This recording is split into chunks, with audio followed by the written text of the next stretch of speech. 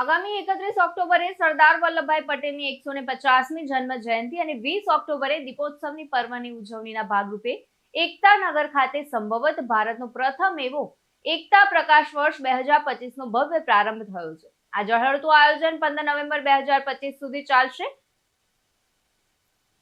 તો statue of unity area development and tourism governance authority દ્વારા આયોજિત આ પ્રકાશ પર્વમાં એકતાનગરના કુલ 7.6 કિલોમીટરના વિસ્તારને અદ્ભુત કલાત્મક થીમ આધારિત લાઇટિંગથી શણગારવામાં આવ્યો છે.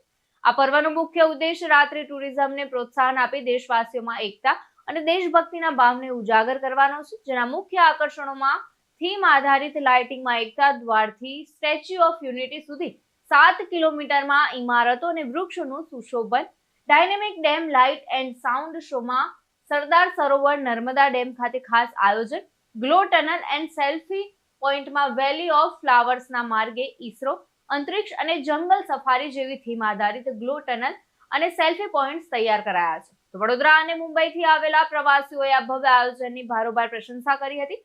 સ્ટેચ્યુ ઓફ યુનિટી એડીટીજીએના સીઈઓ અમિત અરોરાએ જણાવ્યું હતું કે આ પ્રકાશ પર્વ દરમિયાન પ્રવાસીઓને વિના મૂલ્યે પ્રવેશ મળશે અને તે જીવનભરનું સંભાળણું બનશે. મારું નામ રીમા શાહ છે.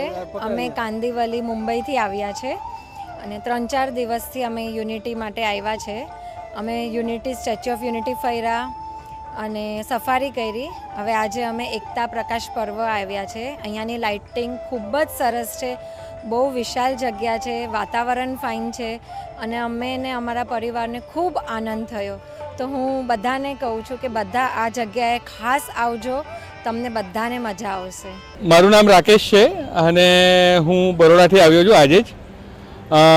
અમે અહીંયા આવ્યા અને આજે એકતા પ્રકાશ પર્વના જે હોર્ડિંગો જોયા અને જોયું એટલે અમને એકદમ આશ્ચર્ય થઈ ગયું. અને પછી રાતના અચાનક જ આ સ્ટેચ્યુ ઓફ યુનિટીનું લેઝર શો જોયો અને પછી અમે લોકો અહીંયા એન્ટ્રી કરી અને એટલું સુંદર બનાવ્યું છે કે એવું લાગે છે કે આપણે સાચેને દિવાળી મનાવી રહ્યા હોય ને એવું લાગે છે અહીંયા.